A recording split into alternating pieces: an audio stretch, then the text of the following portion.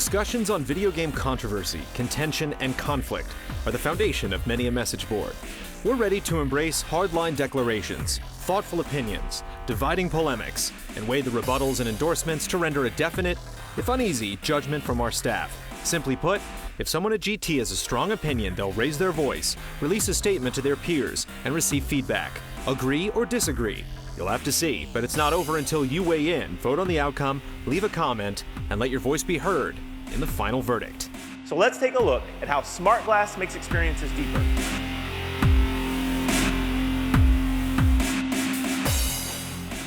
Sure, Battlefield 4's Commander mode and all that Ubisoft stuff with Watch Dogs and The Division sounds cool, and that's because it is. But a lot of cool stuff can dissipate like a fart in the wind.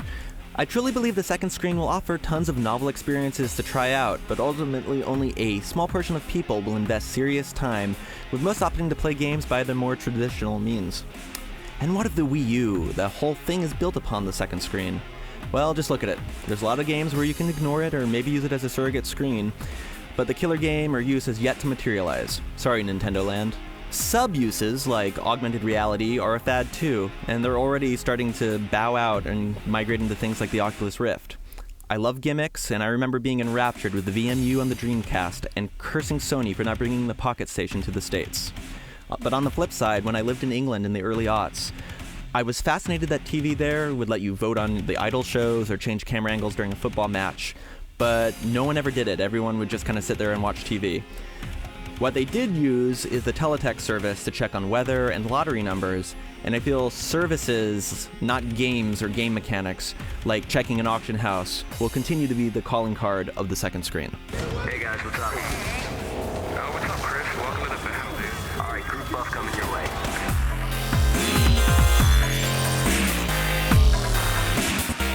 The second screen experience is both a fad and more than a fad. Really, it's a stepping stone. In the future, games might be described as an omni-screen experience. AAA games are going to be playable anywhere, from your living room TV to your wristwatch. It's not that we're going to be playing mobile versions of console games, it's that we're going to be able to play the exact same game anywhere. The second screen stuff you see now is just the first step towards that. We just have to let the technology catch up. So second screen will die out, but it will also evolve into something that will live for a very long time. Let's just go ahead and call in some artillery support now.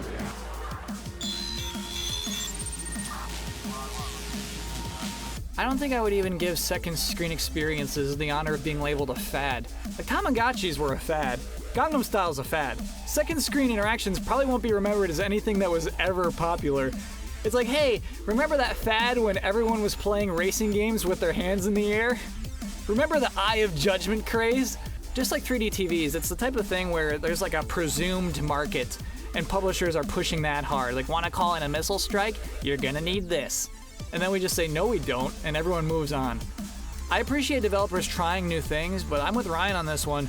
In the end, hardware innovations become necessary, like analog sticks or trigger-shaped buttons, and our tablets will never get there. Board games, but also a number of party games that utilize the unique control schemes of the Wii U gamepad and Wii Remote controllers.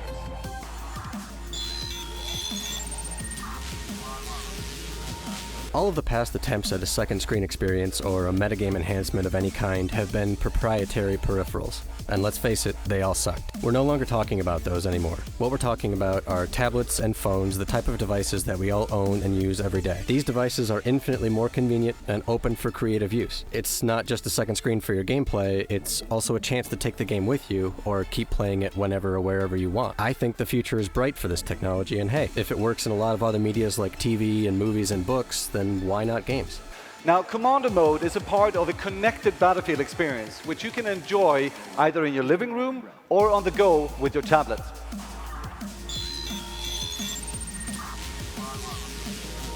I honestly don't know that a second screen will ever become some huge fad or an exciting draw, but I don't think it will go away.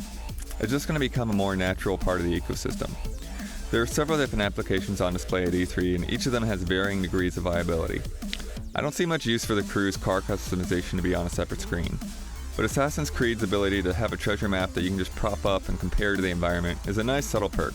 Likewise, jumping in as a different type of player in Battlefield 4 or The Division is a great way to stay connected to your favorite games while you're stuck waiting somewhere, like getting an oil change. I think it ultimately comes down to convenience, and if people can download a free or cheap companion app on a device they already own, they'll use it. Plus, if Angry Birds and Candy Crush have taught us anything, it's that you can barely predict what will take off in the mobile market. In the right hands, a second screen experience might even be the more successful than the base game itself. The next generation smart glass with the game Rise, Son of Rome.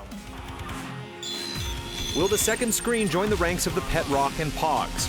It doesn't seem so, with the final count being 2-3 in favor of the second screen experience. After coming off his baffling Batman victory, Ryan Stevens responds. So most of my fellow friends think the second screen will have a prosperous life, and I hope they're right. I just feel like the more traditional way of playing games is going to win out in the end, and these sort of distractions, let's say, will be novelties that people will dabble with. Again, prove me wrong. I'm always looking for new experiences that will add to what video gaming means to me.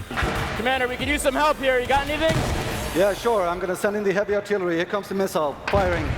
Speaking of the Caped Crusader, it seems our viewership came to their bat senses and chose City over Asylum, 45 to 40%, with 14% abstaining. Or maybe holding out for Origins.